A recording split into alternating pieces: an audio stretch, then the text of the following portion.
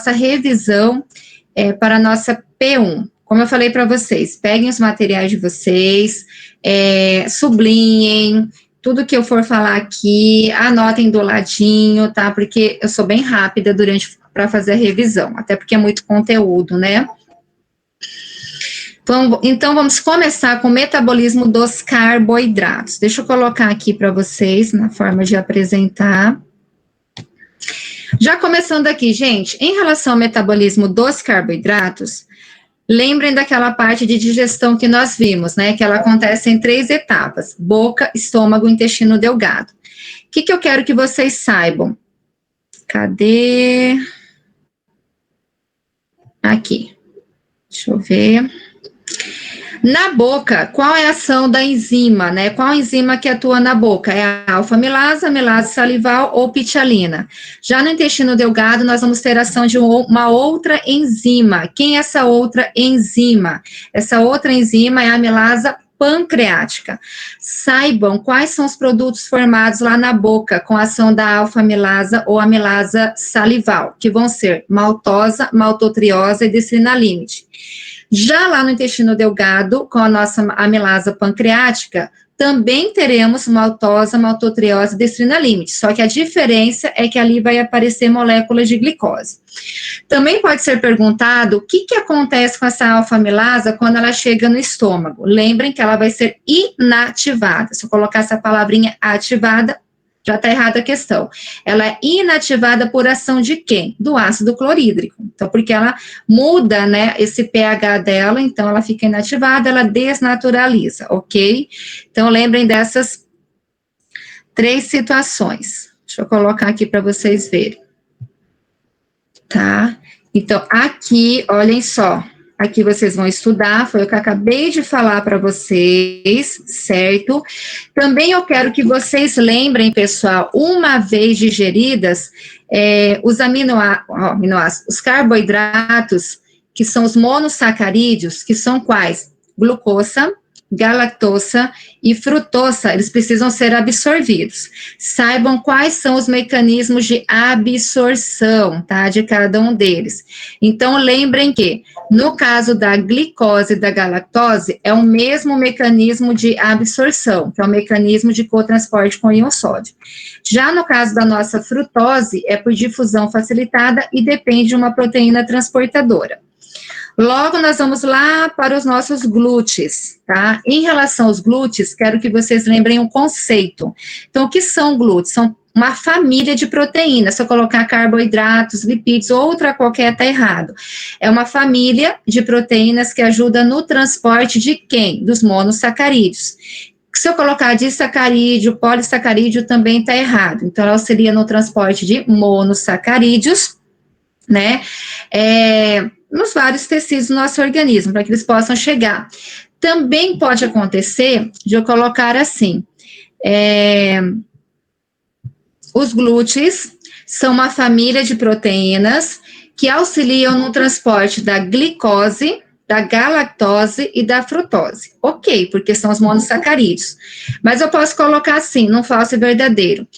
Os glúteos são uma família de proteínas que ajudam no transporte da glicose, da lactose e da frutose. Tá errado, porque eu já coloquei lactose. Então, pessoal, prestem atenção nas palavrinhas. Lactose já é um disacarídeo. Ele auxilia no quê? Auxilia no transporte de monossacarídeos, somente da glicose, da galactose e da frutose. Se eu colocar qualquer outro, já está errada a questão. Saibam também o mecanismo de ação de cada um dos glúteos. Lembrem que nós vimos 5 glúteos. 1, 2, 3, 4, 5. Se aparecer um sexto lá, tá errado também, tá? Então, qual é o glúteo, por exemplo, se eu colocar assim, que é sensível a mudanças de glicemia e que atua no caso de uma hiperglicemia? É o glúteo 2. Se eu colocar assim ainda, o glúteo 2 é um glúteo sensível a mudanças de glicemia e ele age no caso de uma hipoglicemia. Falso, porque não é hipo, é hiper. Então, é nesse sentido que vocês vão estudar. Ou glúteo que ajuda na entrada basal da glicose e da galactose. Quem vai ser? Glúteo 1. O GLUT que trabalha em sequência com o GLUT1 é o GLUT3. O GLUT que é a isoforma da insulina dependente, que atua como uma reserva na deficiência ou na falta dos demais GLUT, é o GLUT4. Lembrem que em relação ao GLUT4, não está aqui no material de vocês que ele é a reserva dos demais GLUTs, mas nós falamos em aula, então prestem atenção que eu posso colocar, de repente, em uma das questões. E o GLUT que transporta a frutose, o único que vai ser o nosso GLUT5, ok? Bom, em relação à via glucolítica ou da glicólise, né, o que eu quero que vocês saibam? Que essa via glucolítica é uma via metabólica que oxida quem? A oxidação da glicose. Se eu colocar glicogênio, colocar outra errado, é a oxidação da glicose. Qual o objetivo dela? Formar duas moléculas de piruvato. Então, quais são os produtos da via glucolítica? Duas moléculas de piruvato. Através de quantas reações enzimáticas consecutivas? 10 reações enzimáticas consecutivas. Em quantas etapas? 2 etapas, ok? Então, saibam todas essas informações da via glucolítica. Tem uma via que oxida a glicose, através de 10 reações enzimáticas consecutivas, divididas em 2 etapas, e como lá no final nós vamos ter 2 moléculas de piruvato, ok? Qual é a diferença entre a primeira e a segunda etapa, pessoal? Na primeira etapa acontece inversão de energia. O que quer dizer inversão de energia? Inversão de energia quer dizer perda de ATP, isso na primeira etapa. Eu posso perguntar para vocês também quais reações acontecem essa inversão, essa perda de ATP. Acontece na primeira e terceira reações da via glucolítica. Onde que acontece a recuperação de energia? Na segunda etapa. Em quais reações acontece, pessoal? Acontece na 7ª e na 10ª reação, certo? Então, não esqueçam de todas essas informações, tá bom? Tá aqui, deixa eu só mostrar para vocês. É que eu tô saindo, entrando para colocar o pessoal. Mas vocês vão estudar aqui, olhem só. Aqui, deixa eu mostrar aqui, a glicólise é dividida em 2 etapas. A primeira, inversão de energia. Em quais reações? 1 e 3. A segunda, recuperação de energia. Em quais reações? 7 e 10. Em relação às funções da via glucolítica, se eu perguntar a principal função, vai ser essa aqui, ó, formar piruvato, que vai ser utilizado no ciclo de Krebs em uma respiração aeróbica. Essa é a principal. Eu posso colocar essas outras também. Mas se o exercício pergunta, a principal vai ser essa daqui, certo? Muito bem. E mais? Também eu quero que vocês lembrem aqui que essa via glucolítica, pessoal, tem pontos de controle. Esses pontos de controle correspondem a enzimas. O que essas enzimas têm em comum? É que essas enzimas participam de reações que são irreversíveis, tá? E quais são as reações irreversíveis da via glucolítica? A primeira, a terceira e a 10ª. Então, essas 3 enzimas dessas reações, vocês terão que lembrar, que são quais? Hexocinasa, fosfofrutossinasa, e a terceira vai ser a nossa piruvato-sinasa, da primeira, terceira e 10ª reações, ok? Muito bem, deixa eu ver aqui mais. Aí eu vou pular aqui, tá? Porque eu já falei tudo que eu queria que vocês soubessem da via glucolítica. No final, ela forma 2 moléculas de piruvato. E esse piruvato vai para onde? Do que depende o destino do piruvato, pessoal? Depende da concentração de oxigênio envolvido no metabolismo dos carboidratos. Se eu colocar metabolismo dos lipídios, aminoácidos, enfim, não vai ser em relação ao piruvato. Piruvato é carboidrato, ok? Agora, ele vai ter uma situação aeróbica e anaeróbica. Se for aeróbica, ele forma somente um produto, que é o nosso acetilcoenzima A. Se for anaeróbico, ele forma etanol e lactato. Então, saibam essa diferença. Aqui eu vou pular, tá? aqui eu vou querer que vocês lembrem que, no caso do piruvato a álcool, a etanol, ele é feito em 2 etapas. De repente, pode ser que apareça qual é o composto intermediário dessa conversão. O composto intermediário é o acetaldeído. Então, marquem aí esse acetaldeído. Também é importante que vocês lembrem a diferença entre a fermentação alcoólica e a láctica. É fácil. Vão ser os produtos formados. Na alcoólica, eu vou formar o quê? Eu vou formar dióxido de carbono, vou formar o próprio álcool, que vai ser o etanol, e vou formar energia, 2 ATPs. Já na fermentação láctica, o que vai formar, pessoal? Vai formar o ácido láctico ou lactato e 2 ATPs, energia. No processo de fermentação alcoólica, o que vocês vão lembrar? Que acontece por uma descarboxilação, por isso ele forma CO2. Já no processo de fermentação láctica, acontece por redução. Tá aqui, ó. Fermentação alcoólica experimenta uma descarboxilação, liberta CO2, por isso que ele forma CO2. E na fermentação láctica, pessoal, ele vai experimentar uma redução, que vai dar origem ao nosso ácido lático. O que eu posso perguntar também em relação a essas 2 fermentações, o que elas possuem em comum? Que tanto uma como a outra, ela vem de um monossacarídeo. Quem é esse monossacarídeo? É a nossa glicose. Novamente, a glicose aqui, certo? Logo, eu quero, tá, que vocês lembrem da nossa glucogênese, glucogenólise e neoglucogênese. É parecido, mas se vocês analisarem bem a palavra, vocês conseguem muito bem diferenciar. Glucogênese, então, é uma via metabólica anabólica, de construção, de nascimento, que acontece a síntese de quem? Do glicogênio. Então, se eu pongo glucosa, está mal em la glucogênese. Ele forma quê? Forma glucogeno. A partir de quem? Posso perguntar. De la glucosa 6-fosfato. Anotem aí. Quem é o hormônio que vai estimular o nosso processo de glucogênese? Insulina. Quem vai inibir? Glucagon, ok? Já em relação à glucogenólise, é o processo contrário, não é, pessoal? A glucogenólise, o que vai acontecer com ela? Na glucogenólise, ela vai quebrar, vai ter a degradação do quem? De quem? Do glucogênio.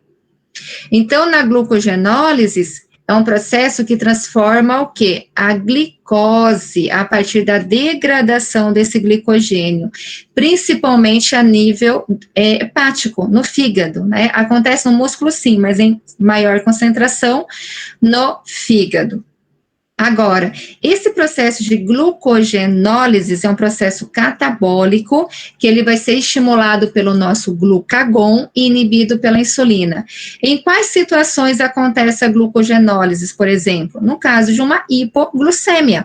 Em quais situações acontece a glucogênese? No caso de uma hiperglucemia, ok? Porque na hiperglucemia nós temos ativado a insulina. Numa hipoglucemia nós temos ativado o nosso glucagon, ok? E a neoglucogênese vai ser um processo que nós vamos formar o quê? Glucosa. Então, é a nova formação de glicose, não glicogênio. Então, na neoglucogênese, vamos sintetizar glicose quando nós não temos mais nenhum carboidrato. Então, na falta desse carboidrato, nós vamos utilizar outros precursores. Quem podem ser? Lactato, aminoácidos e o próprio glicerol, ok? Então, essa é a primeira parte aqui. Agora, nós vamos ver as nossas vias das pentosas fosfatasas. O que eu quero que vocês lembrem dessa via? Que essa é uma via alternativa, é uma via paralela à via glucolítica. A via das pentosas não forma ATP, olho aqui. O que forma a via das pentosas?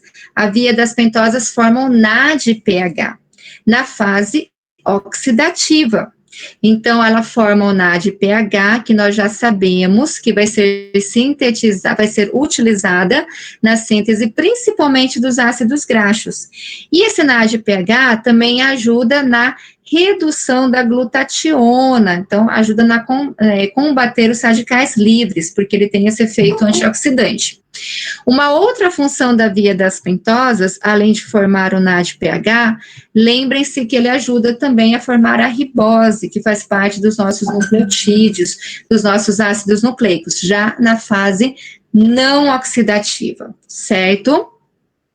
Deixa eu ver quem é mais que eu lembro aqui. Pode ser. Lembrem também que tanto a via das pentosas como a via glucolítica acontece onde? Acontece no citosol, tá? Ocorre no citosol. Muito bem, já sabemos que a via das pentosas, ela tem duas etapas, duas fases, a fase oxidativa e a fase não oxidativa, ok? Na fase oxidativa, o que ela genera? Ela genera NADPH e ribolose 5-fosfato, que é o produto final, ribolose. Agora, na fase não oxidativa, o que eu quero que vocês lembrem? Que na fase não oxidativa, ele forma quem? Ribose 5-fosfato. Essa ribose 5-fosfato, ela vai ser uma das precursoras, né, que vai ajudar na síntese dos nossos nucleotídeos, mas isso na fase não oxidativa. Lembrem que a fase oxidativa, ela vai ser irreversível, e a fase não oxidativa vai ser reversível. Um detalhe aqui que eu quero que vocês lembrem também, olhem só, na fase não oxidativa, nós temos a participação de enzimas, que nesse caso aqui, eu coloquei para vocês a transcetolasa. No caso da transcetolasa, ela precisa da ajuda de uma coenzima, que vai ser uma vitamina. De repente eu pergunto, quem é essa vitamina? Quem é essa coenzima? Essa coenzima vai ser a nossa vitamina B1, a nossa tiamina pirofosfato, na sua forma ativa. Então, não esqueçam disso, ok? Tá aqui, ó, B1, tiamina pirofosfato.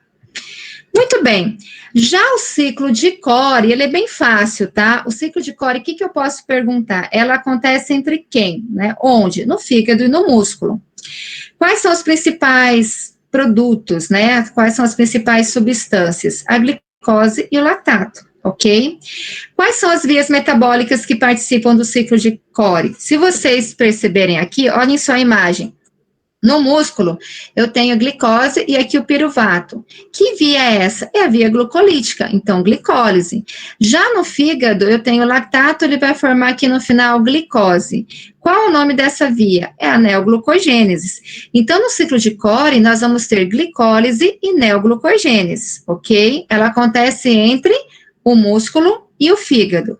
Quais são os principais produtos? Quais são as principais substâncias? Glucosa e lactato, ok? Opa, vamos lá então, continuando aqui, é isso somente do ciclo de Cori, ok? Ó, olhem só, principais moléculas, lactato e glucosa. Lembrem também do objetivo do ciclo de Cori, tá? Que é produção de ATP através da glucólise do músculo esquelético. Em que condições? Quando tem um baixo nível de oxigênio, baixa concentração de oxigênio, numa hipóxia, como ele fala aqui, que pode ser produzida durante uma prática de exercícios, ok? Muito bem. Agora, vamos falar um pouquinho da nossa insulina e do nosso glucagon. Em relação à insulina, quero que vocês lembrem esses processos que estão aqui do ladinho. Então, ela vai ativar que processos? O que ela vai aumentar? Oxidação de glicose, síntese de glicogênio, dos lipídios, das proteínas. Já o nosso glucagon, ele vai estimular glucogenólise, neoglucogênese e a nossa cetogênese também, tá? Então, lembrem dessas situações nas quais a insulina ela pode aumentar a síntese, e no caso que o nosso glucagon ele pode também aumentar esses processos, principalmente catabólicos, né? Muito bem. Agora, falando um pouquinho mais da insulina, nós vamos vir para cá. Então, em relação a essa estrutura da insulina, eu quero que vocês lembrem que ela é um polipeptídeo, que ela é dividida em duas partes, uma cadeia A, que tem 21, de 20 a 21 aminoácidos, e a cadeia B, que tem de 30 a 31 aminoácidos, e que elas são unidas por meio de pontes de disulfuro. Então, não esqueçam disso também. Também eu quero que vocês lembrem, em relação à insulina, que ela vai ativar certas enzimas e vai inibir uma enzima. Então, aqui. Então, a insulina, ela inibe, ela inativa que enzima? Fosforilase hepática. Por que que ela precisa inibir? Porque a fosforilase hepática, o mecanismo de ação dela é ajudar na degradação do glicogênio em glicose, que é o que a insulina, ela não quer mais glicose, ela quer tirar esse excesso de glicose. Então, por isso, ela inibe a fosforilase hepática. Por outro lado, ela quer formar glicogênio. Então, ela vai aumentar a ação, potencializar a ação de quem? Da glucosinasa e da glucurenosintetase, ok? Muito bem, aqui eu já falei. Aqui, pessoal, qual o mecanismo de ação, se eu perguntasse assim, da insulina no fígado? Então, no fígado, ela vai facilitar a entrada de glicose no fígado, para promover a síntese de glicogênio e vai evitar a liberação de glicose, isso no fígado. Já qual o mecanismo de ação dessa insulina no músculo? Ela vai estimular, vai incrementar esse transporte de glicose para os nossos músculos, com o objetivo de quê? De obter energia, de obter ATP. E qual o mecanismo de ação da insulina no tecido adiposo, né? É ajudar no depósito, na síntese de lipídios, principalmente na síntese dos triglicéridos. Então, está aqui, sublinhe essa parte também. Muito bem. Aqui eu vou pulando. Valores da glicose. Então, da glicose basal é de 70 a 110 miligramas por decilitro e a pós-prandial tem que ser menor que 140 miligramas por decilitro. Em relação à diabetes, lembrem, né, por que pode acontecer, né, quais são as situações? Como está aqui, ó, o pâncreas, ele não produz suficiente insulina, né? Ou quando o corpo não utiliza como deveria essa insulina, ou quando o organismo ele reconhece como agente agressor as células beta do pâncreas, no caso da diabetes tipo 1, e ali ele destrói essas células beta, então não ocorre a síntese de insulina. Então, essas três situações. Principal causa da diabetes tipo 2, obesidade. Por quê? Porque o nosso tecido adiposo, ele diminui a sensibilidade dos receptores da insulina. Marquem aí também. Muito bem. Aqui, estudem todos esses sintomas relacionados a um excesso de glicose na corrente sanguínea, numa hiperglicemia. E também lembrem que, algumas vezes, as pessoas que são diabéticas, elas podem ter quadros de hipoglicemia. Por que isso pode acontecer? Então, lembrem dessas circunstâncias, tá? Uma dose excessiva de insulina, ou ela fica muito tempo sem se alimentar, né? Entre uma refeição e a outra, ou uma prática excessiva de exercícios, enfim. Então, estudem essas circunstâncias. Em relação ao glucagon, pessoal, quero que vocês lembrem, né, qual é a função desse glucagon em relação aos carboidratos. Em relação aos carboidratos, ele vai estimular o quê? A glucogenólise e a neoglucogênese. Então, neoglucogênese e glucogenólise, ok? Em relação aos lipídios, ele vai estimular a lipólise, ou seja, a degradação desses lipídios, e vai ativar uma enzima. Quem é essa enzima? Nuestra lipasa, ok? Então, porque a lipasa vai ser a enzima que ajuda na digestão dos nossos lipídios, né? Então, ela vai promover o quê? Essa lipólise, essa quebra. É isso que o glucagon, ele quer. Ele quer quebrar lipídios para formar ácidos graxos, para assim obter energia também para o nosso organismo. Também quero que vocês lembrem, tá, a nível de proteínas com a ação do glucagon. Então, ela vai estimular o aumento do catabolismo, da degradação, tá, desses compostos nitrogenados. E assim facilitar a absorção de aminoácidos. E lembrem que ele inibe a insulina e aumenta as catecolaminas. Quem são as catecolaminas? Dopamina, adrenalina e noradrenalina. Ok, pessoal? Vamos lá. Quase terminando aqui. Se eu perguntasse na prova de vocês assim, o glucagon, ele é estimulado pela insulina e pela somatostatina. Falso. Ele é estimulado por quem? Por aminoácidos glucogênicos, pelo cortisol, pela prática de exercício, no caso de infecções, quando existe uma síntese de acetilcolina, quando existe algum estresse, alguma ansiedade, nessa época de prova, né? Então, ali é liberado quem? Estimulado quem? O nosso glucagon, porque nós precisamos de energia, não é? Já, então, lembrem esses estimuladores de glucagon, todos eles, e também os inibidores, principalmente a nossa insulina.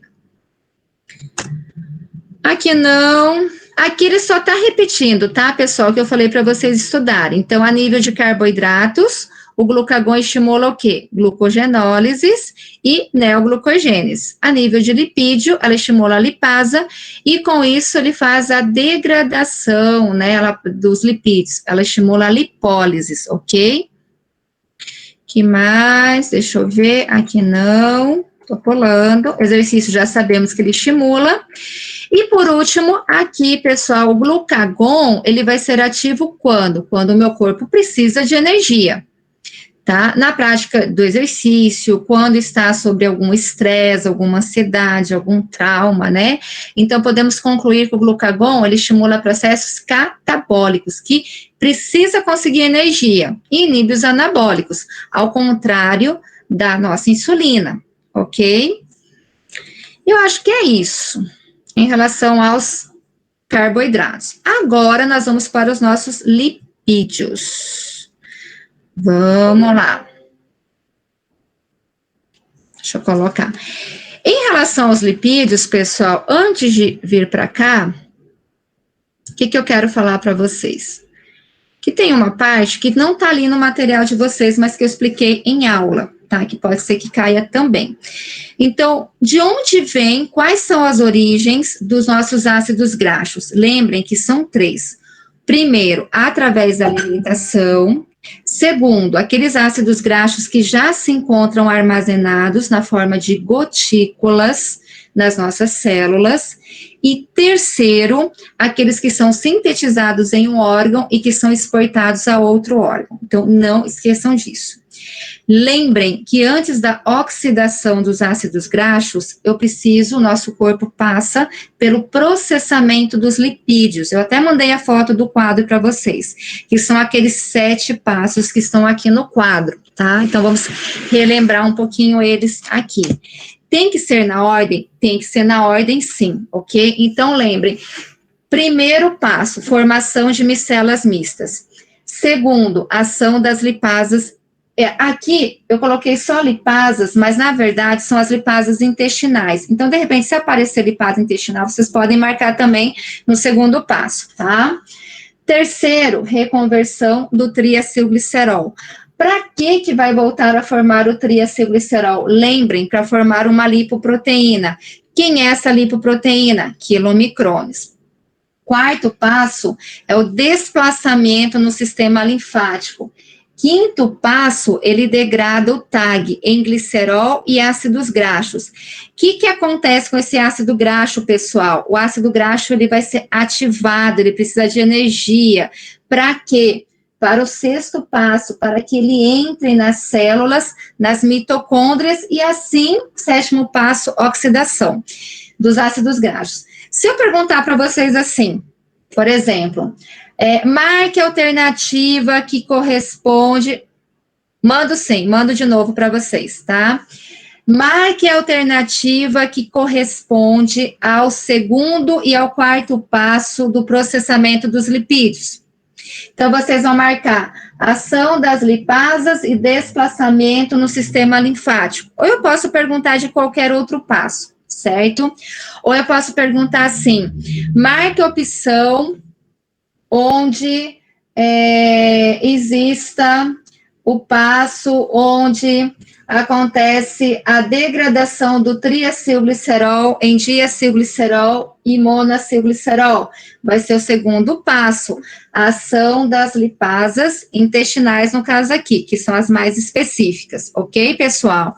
Então, prestem bastante atenção, lembrando que o terceiro passo é importante, por que ele volta a formar o triacilglicerol?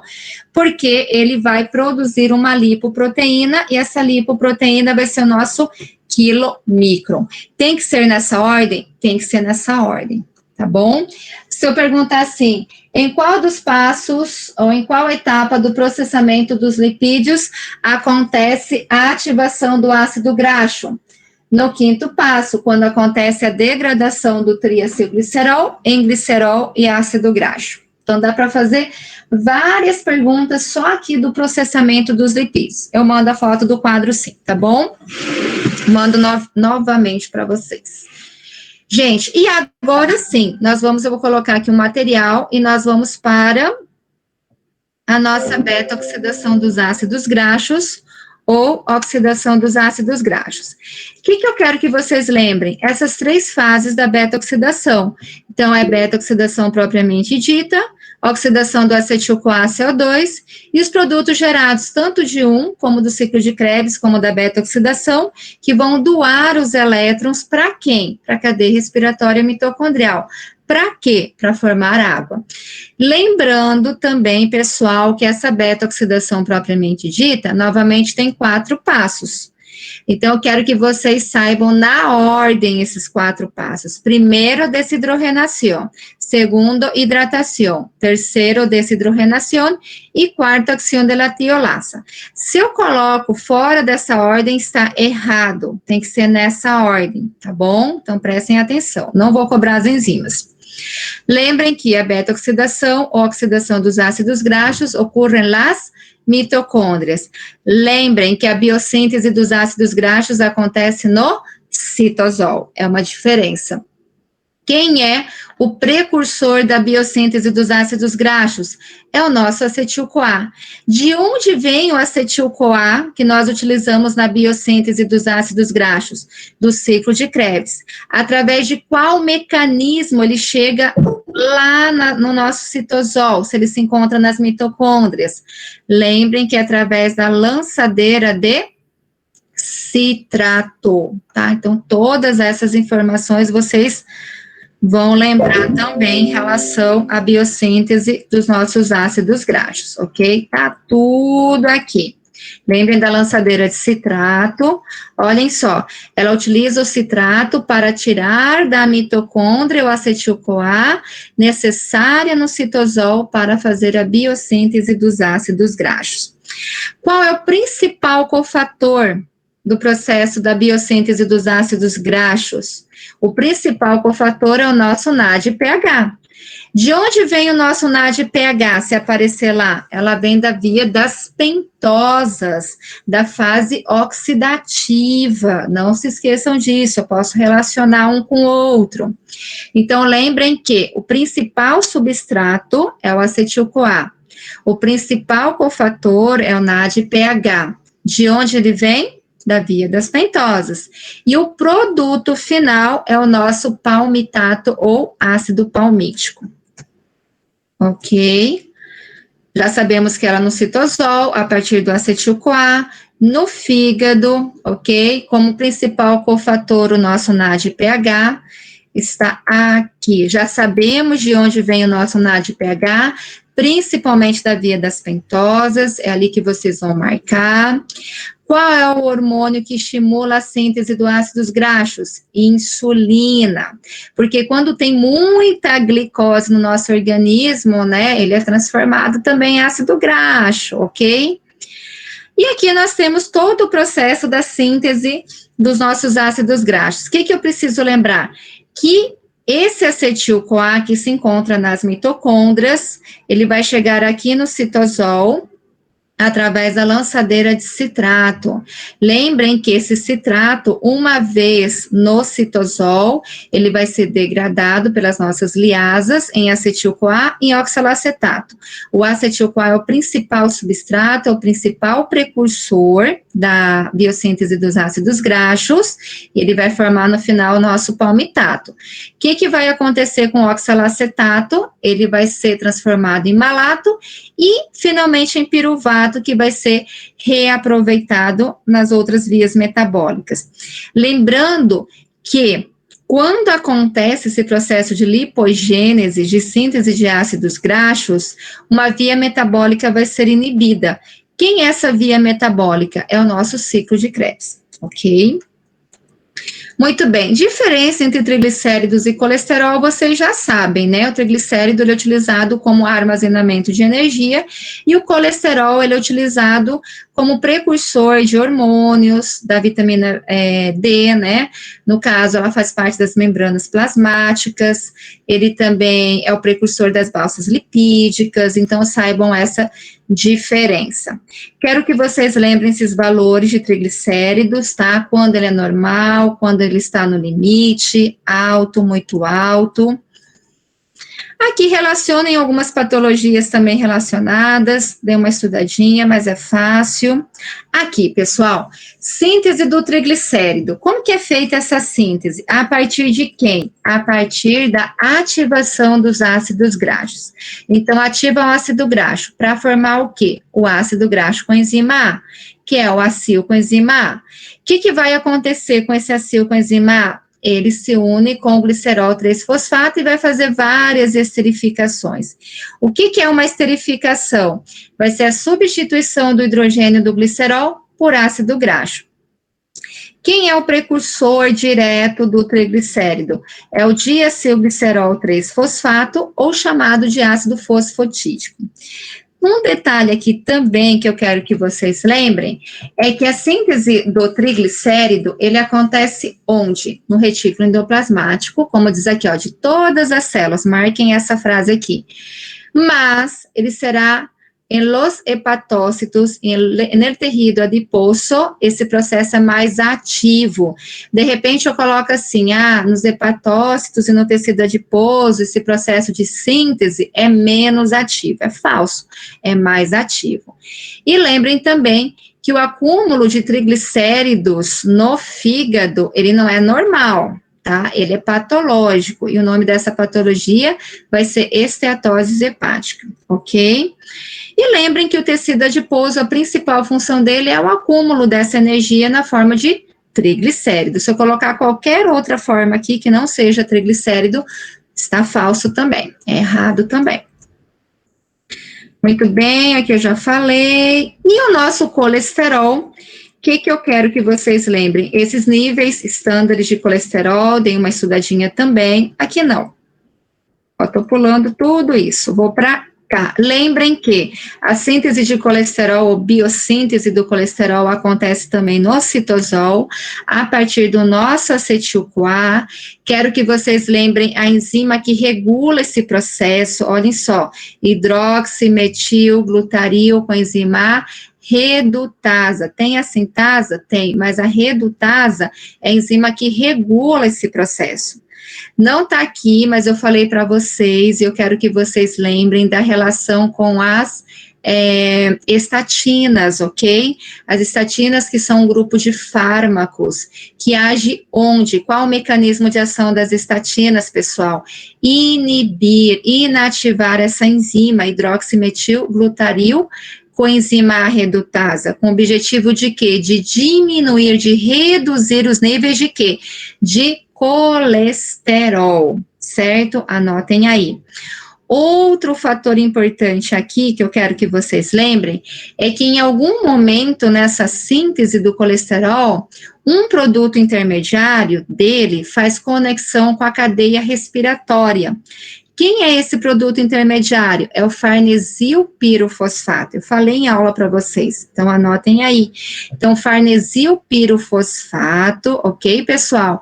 Ele faz contato com o ciclo de Krebs, ele faz uma relação com as com a cadeia respiratória, não ciclo de Krebs, com a cadeia respiratória, com o objetivo de quê? Com o objetivo de sintetizar citocromos, né, de ajudar na produção de citocromos, que são transportadores de elétrons. Então, à medida que esses elétrons vão passando pela cadeia respiratória, eles vão eliminando energia gradativamente. Então, lembrem que o farnesil pirofosfato, um dos intermediários da síntese do colesterol, ele faz integração com a cadeia respiratória. Não esqueçam disso.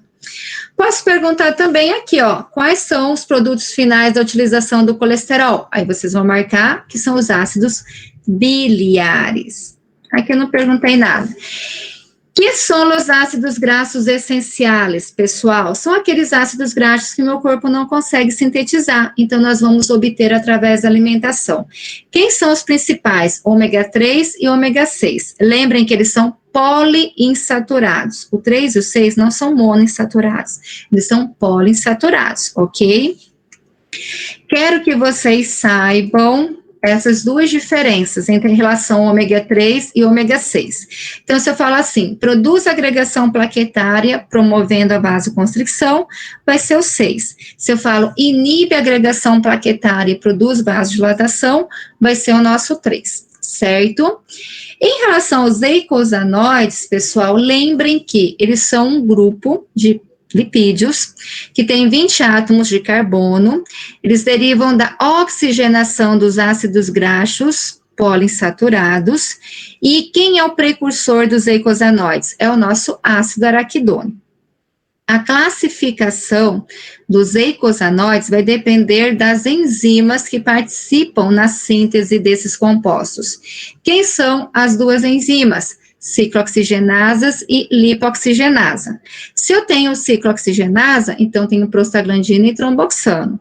Se aparece a lipoxigenasa, leucotrienos e lipoxina. Então, se eu falo assim, na ciclooxigenasa eu tenho leucotrienos e lipoxina, errado, tá? Então, saibam também dessa classificação de acordo com as enzimas que participam na síntese dos eicosanoides.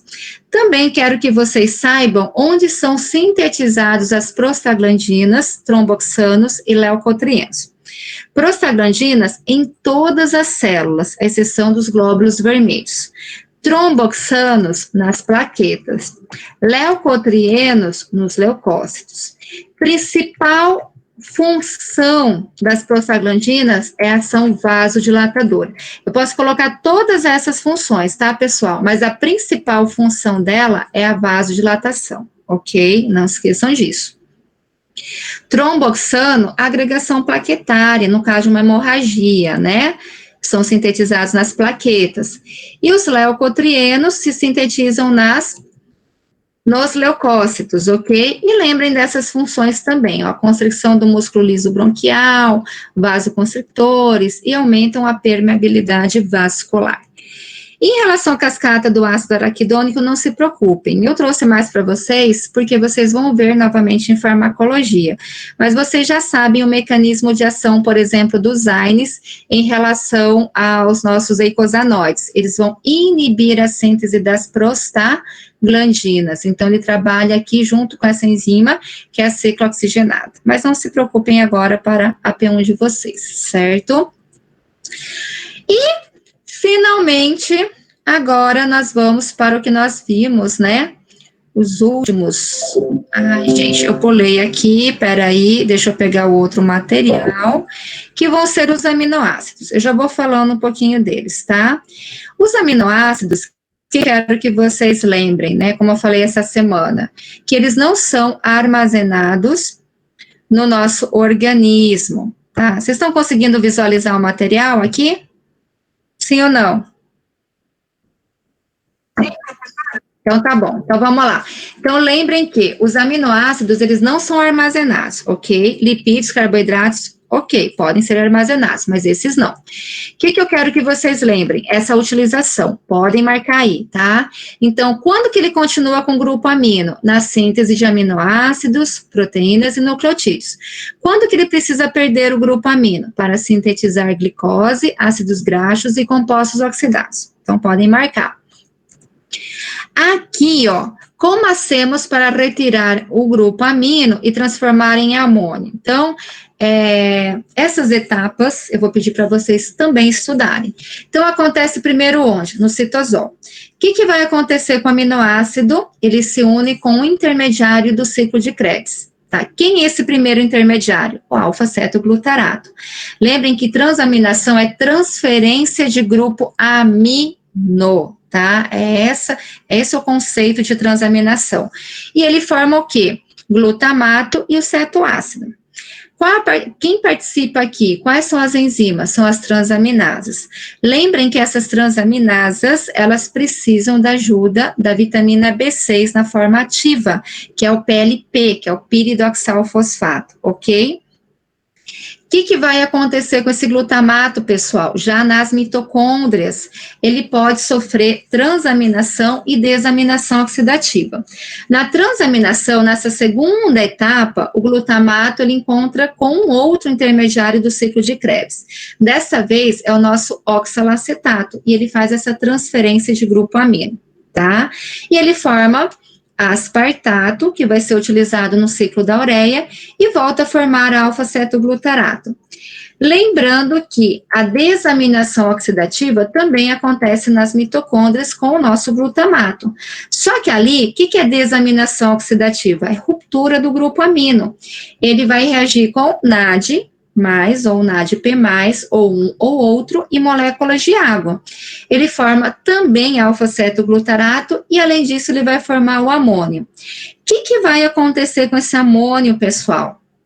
Esse amônio, ele vai ser sintetizado ele vai ser transformado através da síntese da ureia, ele vai ser expulso através da síntese ou ciclo da ureia. Lembrando que na desaminação oxidativa, a enzima que participa é essa daqui, glutamato desidrogenase. Não podemos esquecer que não são todos os aminoácidos que fazem transaminação. Tem dois que não fazem, que vão ser a lisina e a treonina. Não esqueçam disso. E todo esse processo metabólico acontece no fígado. Em relação a essas enzimas transaminases, lembrem que nós temos duas, as principais, TGO e TGP. Encontramos principalmente no fígado, principalmente em relação à TGP, e a TGO é encontrada no fígado, mas também no coração, músculo, cérebro e rins. O que eu quero que vocês lembrem aqui? Essas diferenças da TGO e da TGP. Então, podem marcar aqui embaixo. A TGP catalisa o quê? Conversão do aminoácido alanina em piruvato. E a TGO catalisa a conversão do aminoácido aspartato em oxalacetato. O que elas possuem em comum? Que tanto uma como a outra, elas participam de processos de transaminação.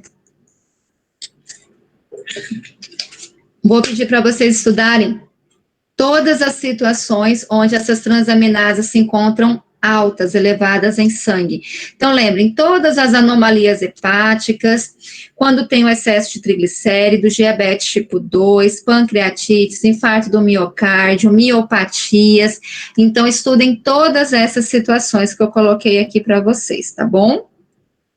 Já quando elas se encontram diminuídas, né, baixos níveis de transaminasas, lembrem que no caso da TGO, no caso de azotemia e pacientes que fazem diálise renal crônica. E a TGP, no caso de infecção urinária. E tanto uma como a outra, tá, podem estar diminuídas no caso de uma gravidez e no caso de deficiência de vitamina B6, de piridoxina, ok? Lembrando também, tá, que o amônio, ele é formado no fígado, mas às vezes nós encontramos fora do fígado.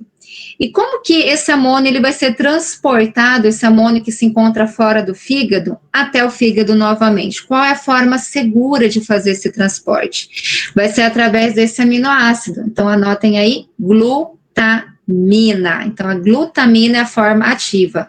Então, de onde vem a glutamina? Da união do amônio com o glutamato. Mas é a glutamina que vai ser essa forma segura, não tóxica, como diz ali, para conduzir esse amônio fora do fígado para o fígado novamente. Aqui não, tá? Lembrando também de onde vêm os aminoácidos. Eles vêm dos intermediários de 3 vias metabólicas. Quais são essas 3 vias metabólicas, pessoal? Glicólise, ciclo de Krebs e a via das pentosas fosfato. Então, lembrem dessas 3 vias de onde vêm os nossos aminoácidos, ok? Podem sublinhar também aqui. Balanço nitrogenado. O que nós estamos avaliando no balanço de nitrógeno? Síntese e degradação, ingesta e excreção. Lembrem que existem 3 situações. Quando ela está em equilíbrio, quando a síntese é igual que a degradação. Quando ela é positiva, quando a síntese for maior que a degradação. Quando ela é negativa, quando a síntese for menor que a degradação. E eu posso trocar a ordem. Se eu coloco degradação maior que síntese, continua sendo negativo. Se eu coloco degradação menor que síntese, é positiva. Então, prestem atenção, tá, no que o exercício está pedindo.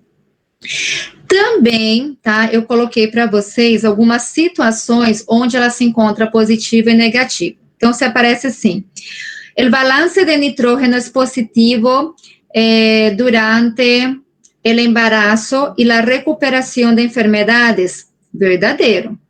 O balance de nitrógeno é negativo durante a ayuna e durante uma deficiência de aminoácidos essenciais, verdadeiro, ok? Se eu trocar, vai ser falso. Quais são os principais cofatores utilizados no metabolismo dos aminoácidos? São esses 3. Lembrando que, na transaminação, o principal cofator é o piridoxalfosfato, PLP, que vem da vitamina B6, certo? Tetrahidrofolato vai ser utilizado quando? Quando existe transferência de compostos monocarbonados. Tetrahidrobiopterina vai ser utilizado quando? Quando existe alguma reação que envolva aminoácido que tenha benzeno, que tenha composto aromático na sua cadeia lateral, tá? Em relação à ureia, lembrem que bioquimicamente falando, como eu falei nessa semana para vocês, ela é o principal produto terminal do metabolismo das proteínas, se eu colocar carboidratos, colocar outro está errado, de quem? Do homem e dos demais mamíferos. Lembrem dessa solubilidade da ureia, ela é solúvel em água, álcool, ligeiramente solúvel em éter. Lembrem também que podemos encontrar ureia em maior concentração na urina. Então, se eu falar maior concentração no sangue, errado. Podemos encontrar no sangue, mas não em maior concentração. Se aparecer a opção urina, é a urina. Classificação dos seres vivos de acordo com a excreção. Lembrem que nós somos ureotélicos, porque excretamos na forma de ureia. Existem seres vivos que excretam na forma de amônio, são amoniotélicos. Existem seres vivos que excretam na forma de ácido úrico, são os uricotélicos. Onde é feita, onde é produzida essa ureia? Fígado, tá? Hepatócitos, citosol e mitocôndrias, através de uma via metabólica que é o ciclo da ureia. Lembrem do conceito do ciclo da ureia, é uma via metabólica cíclica. Se eu colocar um azinho aqui, pessoal, já muda o sentido, porque a cíclica quer dizer aberta, linear, e não é o ciclo da ureia, que transforma o amoníaco de los aminoácidos em ureia. Às vezes eu coloco assim, que transforma a ureia dos aminoácidos em amônio, tá errado. Então, tem que ser aqui, como está aqui no material de vocês. Lembrem que esse ciclo é um ciclo que contém 5 reações enzimáticas consecutivas. Quero que saibam a localização de cada uma delas. Então, as 2 primeiras, mitocôndrias, as 3 últimas, no citosol. Qual a enzima que é o ponto de controle? Nós vimos nessa semana também. É o nosso carbamoil fosfato sintetasa 1, CPS1. Qual é a localização dela, dessa enzima? Mitocôndrias.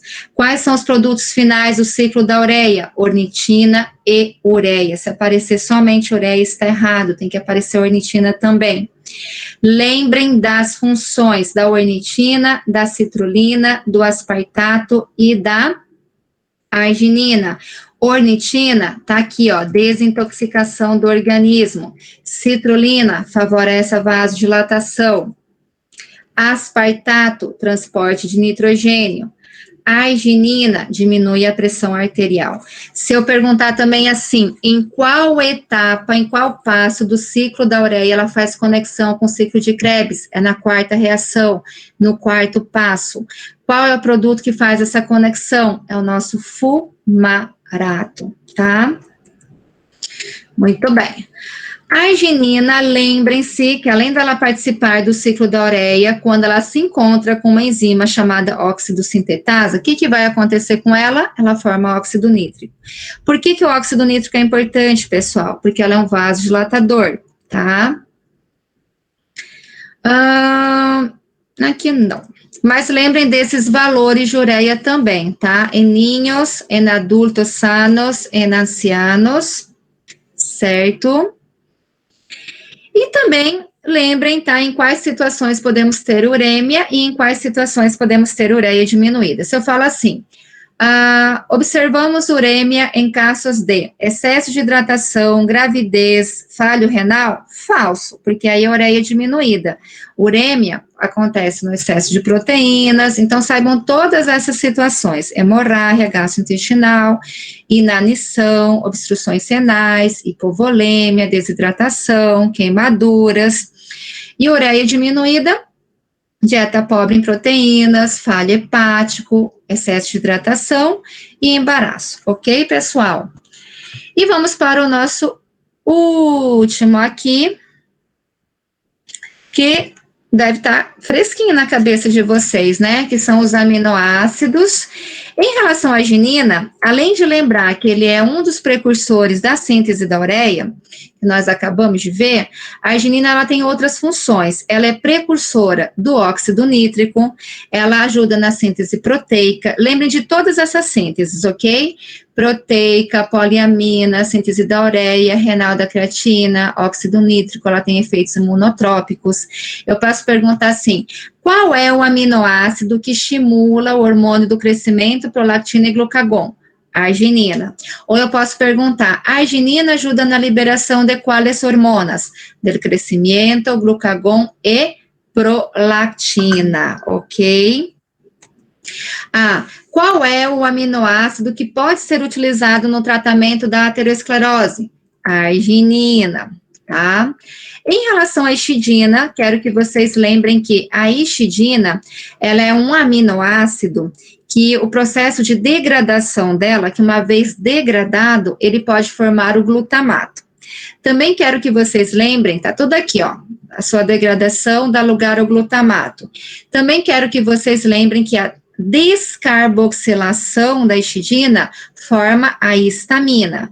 Lembrem que ela está presente em 2 péptidos, quais? Carnosina e anserina. Se eu perguntar assim, onde nós podemos encontrar a histidina no nosso organismo? Marquem hemoglobina, ok? Tá aqui, ó. Tá? Se encontra abundantemente lá hemoglobina.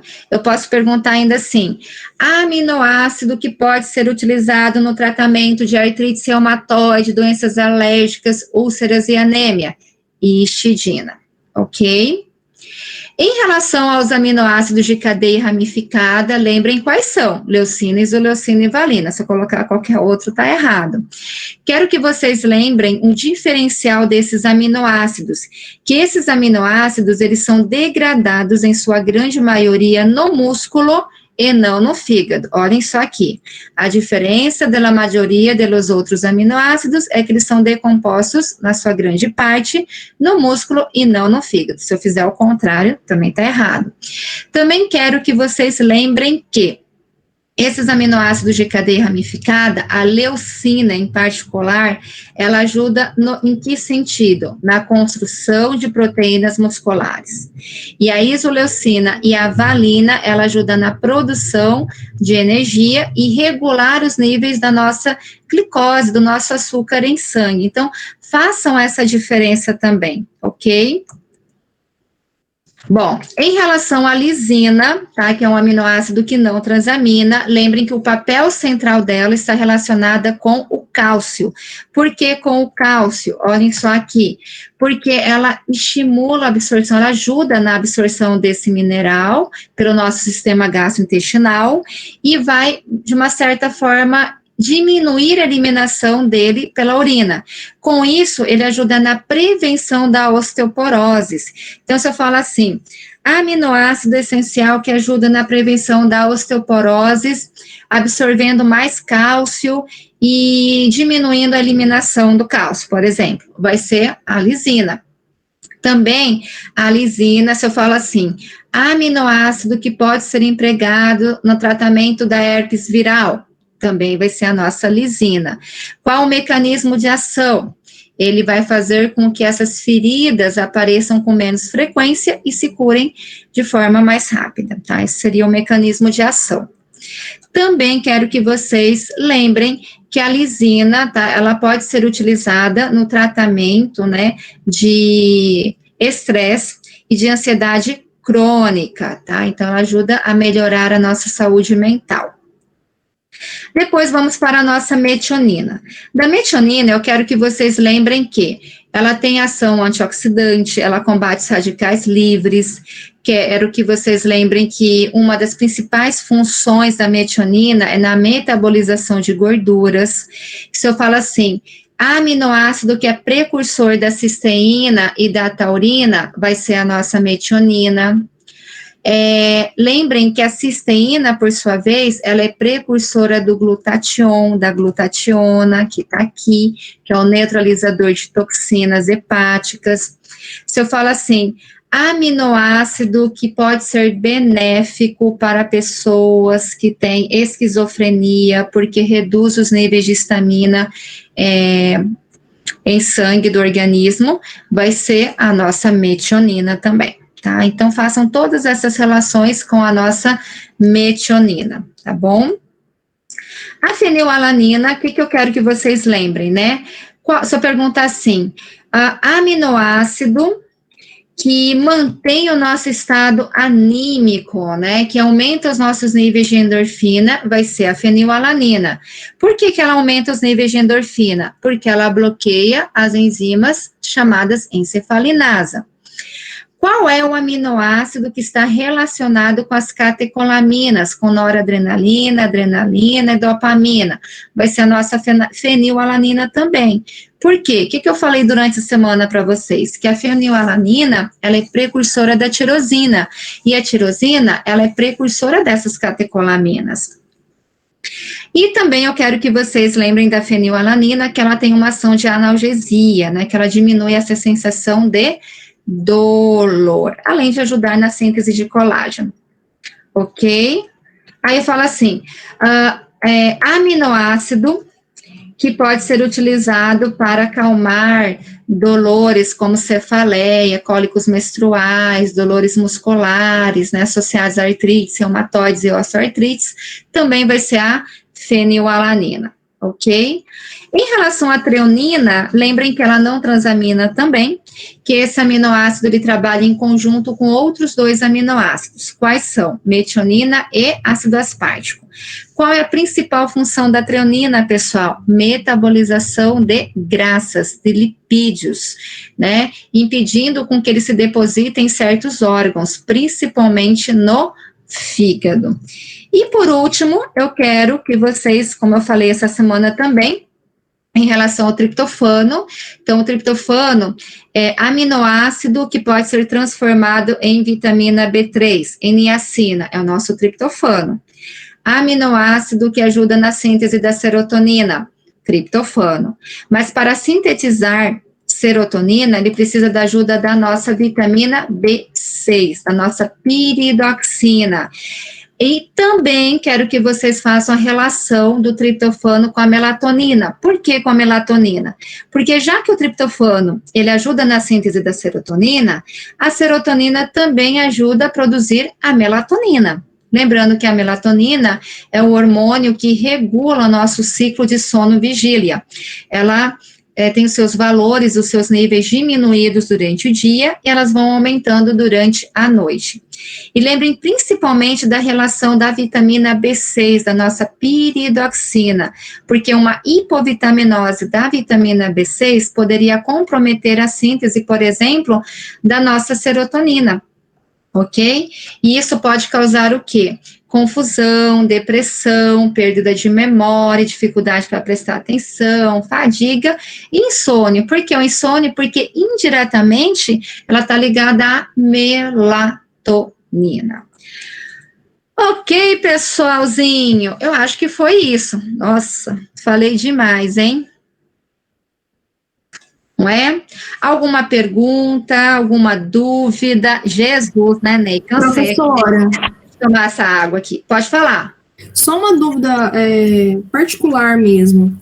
Quando ocorre a deficiência desses aminoácidos, a orientação seria suplementação deles? Tá. O que eu falo sempre, né? Qualquer suplementação que a gente for fazer, nós temos que consultar algum médico, algum especialista. Porque, por exemplo, a gente vai lá e faz uma suplementação de aminoácido, tá? Por nossa conta própria. Mas nós não sabemos qual é a quantidade certa e adequada que o meu organismo está precisando. Então, eu não sei quanto de fenilalanina, quanto de metionina, de repente, eu esteja precisando para cobrir essa necessidade. É muito perigoso fazer uma suplementação de aminoácido assim por nossa conta. Por quê? Porque existem efeitos colaterais. Como ele é um produto químico, ele, de uma certa maneira, ele é um fármaco também. Tá? Então, o que acontece? Tem efeito adverso, sim. Quais são os efeitos adversos? Um excesso de transpiração, taquicardia, né?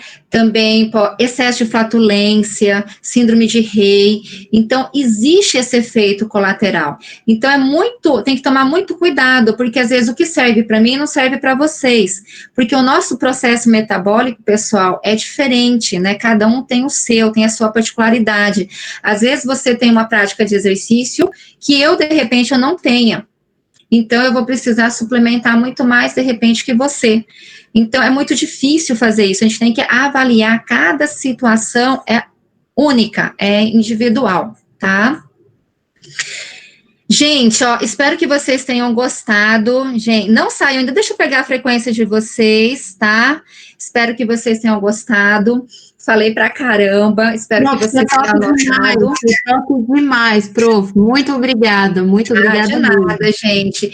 Assim, o objetivo maior são vocês, tá? Nesse caso, é para vocês, tá? E eu vou colhendo esses frutos assim do ladinho depois também. Eu fico muito orgulhosa dos meus ex-alunos. Eu tenho ex-alunos já que são médicos também, que hoje em dia já trabalham, inclusive comigo.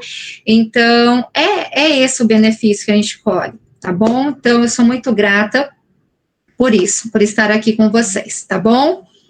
Gente, um beijo. Perguntem, tá, os delegados, perguntem para a Má, eu acho que fica gravado, sim, essa aula, tá bom? Obrigada, gente, obrigada pelo carinho de vocês. Pena que é só esse semestre, né? Eu queria tê-los muito mais, né? Tchau, gente. Tchau, pessoal. Um beijo.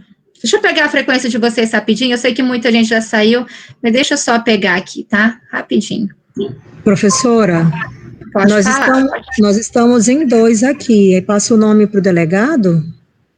Gente, eu acho que essa aula, eu só vou pegar assim para o meu controle mesmo, mas eu acho que essa aula, como eu estava falando para os meus delegados, para os delegados de vocês, é uma aula que eu resolvi dar, entendeu? Então, por minha conta mesmo, e risco.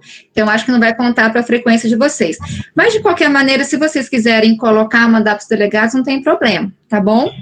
Tá bom, professora, obrigada. Deixa eu só aguardar aqui, é sempre muito bom, né? Vai que, né? Para ter uma prova que eu dei a aula.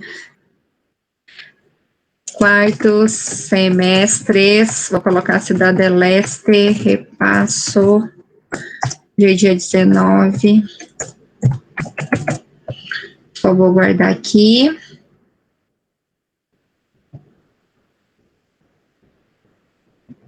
Só aluno ratito. Pronto. Ok, pessoal. Vocês já estão liberados, tá? Que Deus abençoe vocês. Até a próxima semana. Qualquer dúvida, mandem para os delegados de vocês, certo? Gente, besitos, bom final de semana. Até a próxima.